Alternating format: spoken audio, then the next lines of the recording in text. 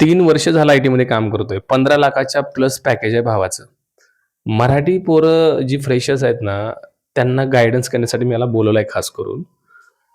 एकच क्वेश्चन सौरभ दादाला, तो म्हणजे फ्रेशर्स म्हणतायत आय मध्ये जॉब नाहीये. पहिला क्वेश्चन ठीक आहे. आणखीन एक क्वेश्चन विचारतो. कशा प्रकारे त्यांनी अप्रोच केलं पाहिजे, कशा प्रकारे त्यांनी आणखीन ट्राय केलं पाहिजे जॉबसाठी, जेणेकरून त्यांचा सुद्धा ड्रीम आयटी जॉब त्यांना भेटेल? काय काय सांगशील सौरभ? काय नाही, कन्सिस्टन्सी मेन अजून गोष्ट. मी 100 वेळा तुम्हाला तेच सांगू इच्छितो की कन्सिस्टन्सी ही तुमच्यासाठी मोठा हत्यार आहे. त्यासाठी तुम्ही लोकांनी कन्सिस्टन्सी नाही सोडायची. फ्रेशरला काय पाहिजे माहिती आहे का, आणि इव्हन असं जसं की मी सांगतो जेनझी जनरेशनमध्ये पाहिजे त्यांना की बाबा आज मी अप्लाय केलं की लगेच संध्याकाळी तुम्हाला जॉब पाहिजे, असं नाही मिळणार.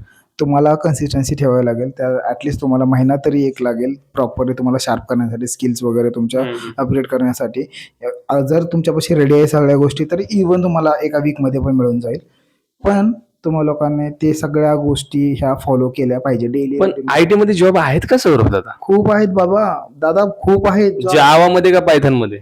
दोन्हीमध्ये आहेत. अच्छा. असं समजा की आता एआय जनरेटिव्ह एआय लेवलला थोडेसे वेबसाईट्स काम करतात, तर तुम्हाला ऑलमोस्ट पायथन मध्ये थोडीशी प्रायव्हसी दिली जाईल, प्रायोरिटी दिली जाईल.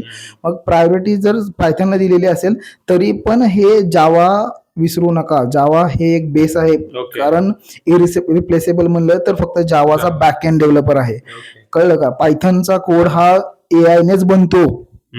एआय जनरेट करू शकतो पायथनचा कोड, पण जावाचा कोड एआय ने बनवताना ना भले भले एआय फेल होतात.